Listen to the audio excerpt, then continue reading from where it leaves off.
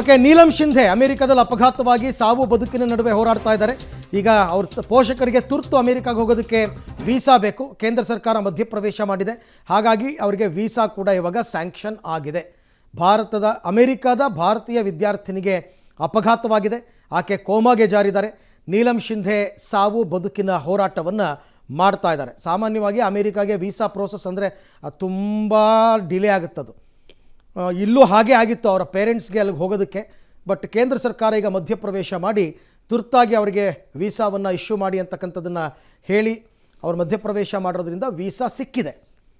ಹಾಗಾಗಿ ಈಗ ಪೋಷಕರು ಅಮೆರಿಕಾಗೆ ತೆರಳುತ್ತಾರೆ. ನೀಲಂ ಶಿಂಧೆ ಇವರಿಗೆ ಅಮೆರಿಕದಲ್ಲಿ ಆಕ್ಸಿಡೆಂಟ್ ಆಗಿ ಈಗ ಹಾಸ್ಪಿಟ್ಲಲ್ಲಿ ಟ್ರೀಟ್ಮೆಂಟನ್ನು ತಗೋತಾ ಇದ್ದಾರೆ. ಈಗಲೇ ಏನು ಹೇಳಕ್ಕೆ ಬರಲ್ಲ, ಯಾಕೆಂದರೆ ಬಹಳ ಗಂಭೀರವಾಗಿ ಅವರಿಗೆ ಗಾಯಗಳಾಗಿದೆ. ಸಹಜವಾಗಿ ಪೇರೆಂಟ್ಸ್ ಇಲ್ಲಿಂದ ಹೋಗಬೇಕು ಅಂತಂದರೆ ವೀಸಾ ಬೇಕು, ಇಮಿಡಿಯೇಟಾಗಿ ಸಿಗಲ್ಲ. ತುಂಬ ಅವರು ತಮ್ಮ ಸಮಸ್ಯೆಯನ್ನು ಕೇಂದ್ರ ಸರ್ಕಾರದ ಗಮನಕ್ಕೆ ತಂದಿದ್ದರು.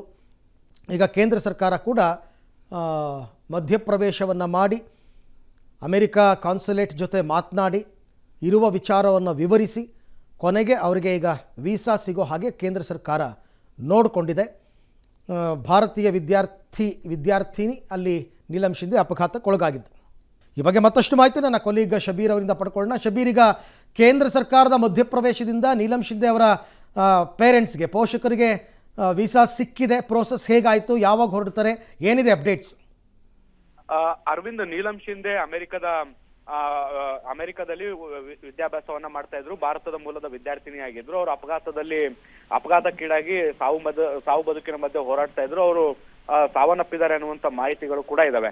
ಆದ್ರೆ ಅವರ ಪೋಷಕರು ಅಲ್ಲಿಗೆ ತೆರಳಲಿಕ್ಕೆ ಸಾಧ್ಯ ಆಗ್ತಾ ಇಲ್ಲ ಅನ್ನುವಂತ ಮಾಹಿತಿಗಳು ಕೂಡ ಬಂದಿದ್ವು. ಇದ್ರ ಬೆನ್ನಲ್ಲೇ ಅವರು ವಿದೇಶಾಂಗ ಇಲಾಖೆಗೂ ಕೂಡ ಅಪ್ರೋಚ್ ಮಾಡುವಂತ ಕೆಲಸವನ್ನ ಕೂಡ ಮಾಡಿದ್ರು. ಈಗ ವಿದೇಶಾಂಗ ಇಲಾಖೆ ಮಧ್ಯಪ್ರವೇಶ ಮಾಡಿ ಅಮೆರಿಕಕ್ಕೆ ಹೋಗ್ಲಿಕ್ಕೆ ವೀಸಾ ವ್ಯವಸ್ಥೆಯನ್ನ ಮಾಡ್ಕೊಡುವಂತ ಕೆಲಸವನ್ನ ಕೂಡ ಮಾಡಿದೆ. ವೀಸಾ ಪ್ರಕ್ರಿಯೆಗಳು ಕೂಡ ಈಗ ಶುರುವಾಗಿದ್ದಾವೆ. ಅವರ ಪೋಷಕರಿಂದ ದಾಖಲಾತಿಗಳನ್ನ ವಿದೇಶಾಂಗ ಇಲಾಖೆ ಅಧಿಕಾರಿಗಳು ಪಡೆದು ಅದನ್ನ ಪ್ರೋಸೆಸ್ ಮಾಡ್ತಾ ಇದ್ದಾರೆ. ಬಹುಶಃ ಒಂದೆರಡು ದಿನಗಳಲ್ಲಿ ವೀಸಾ ಸಿಗುವಂತ ಸಾಧ್ಯತೆಗಳನ್ನ ಕೂಡ ನಾವು ನಿರೀಕ್ಷೆ ಮಾಡಬಹುದು. ಅದಾದ ಬಳಿಕ ಅವರು ಅಮೆರಿಕಕ್ಕೆ ತೆರಳುವಂತ ಸಾಧ್ಯತೆಗಳಿದಾವೆ. ಅರವಿಂದ್, ರೈಟ್, ಥ್ಯಾಂಕ್ ಯು ತಮ್ಮೆಲ್ಲ ಮಾಹಿತಿಗೆ ಧನ್ಯವಾದ. ಅಂದರೆ ವೀಸಾ ಪ್ರೋಸೆಸ್ ಸ್ಟಾರ್ಟ್ ಆಗಿದೆ ಅಂತ. ವೀಸಾ ಪ್ರೋಸೆಸ್ ಸ್ಟಾರ್ಟ್ ಆದಮೇಲೆ ಅದು ಆದಷ್ಟು ಬೇಗ ಅವ್ರ ಕೈ ಸೇರಬೇಕಲ್ಲ. ಸೇರಿದ ಮೇಲೆ ಇನ್ನು ಏರ್ ಟಿಕೆಟ್ ಬುಕ್ ಮಾಡಿಸ್ಕೊಂಡು ಹೊರಡೋದು ಇವೆಲ್ಲ ಆಗಬೇಕು. ಆದಷ್ಟು ಬೇಗ ಇವೆಲ್ಲವೂ ಕೂಡ ಆಗಬೇಕು ಅಂತಕ್ಕಂಥ ನಿರೀಕ್ಷೆಯಲ್ಲಿ ಪೋಷಕರು ಇದ್ದಾರೆ.